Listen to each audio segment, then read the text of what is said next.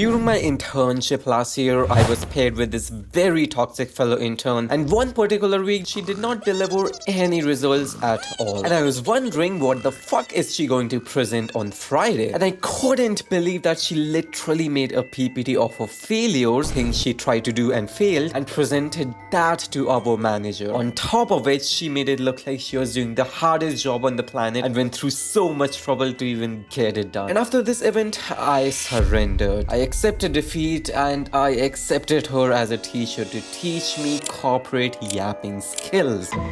So in corporate, there are two types of engineers. The one who works hard and the one who shows off. Now obviously, you need your technical aptitude to at least get your job done. But if you want to get promoted or I don't know, actually pay your rent, you need to learn how to yap, or else you wouldn't survive this jungle. How to make connections. Ask an engineer the number one thing you need to do to progress your career, and he will tell you to form connections. Ask him how to make connections, and he will laugh in your face in maladaptive coping mechanism. The most important thing you need to focus on is visibility. Even if your vocabulary is limited to good morning, say good morning to every person in your office every single day. Yes, even the black thing like your life depends on it. Comment on everything, react on everything. Be the reason your colleague has to check the Slack in the middle of. Speak in every meeting like you're Morgan Freeman dictating how nebula of KPIs for Q3 came into existence. Now bear it with me, but you have to learn the corporate jargon even if you're just ordering coffee.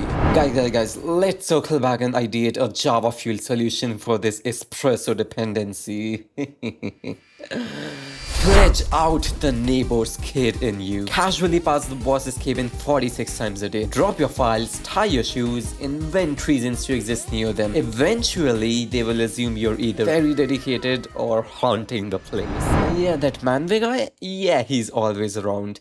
Might be a new HR or a course. Either way, promotion material. Do well during your internship and they will remember you for a quarter. Shit in your pants during your internship and they'll remember you forever. In corporate, there is no place for modesty. Drop your wins like Beyonce drop albums. Seriously, subtlety is for unpaid interns. You have to repeatedly keep people reminding how valuable you are to this company. Whenever someone praises you, you repeat it like a goddamn parrot. Everyone in the house should know that the peon really liked your presentation. It is vital for your promotion. And you got to document things like these. So at the end of each quarter or project, when the leadership asks about your input, you have a list of personal achievements to yap about. Communication isn't just verbal. Your etiquettes and body language speak. You have to dress professionally even if your office doesn't have a dress code. Make a fashion statement. Even if you think nobody actually cares, it's your own judgment. Humans are subconsciously wired to like people who dress well. That also ties into halo effect. Is he a VP, a client, an international spy? Whoa, I don't know.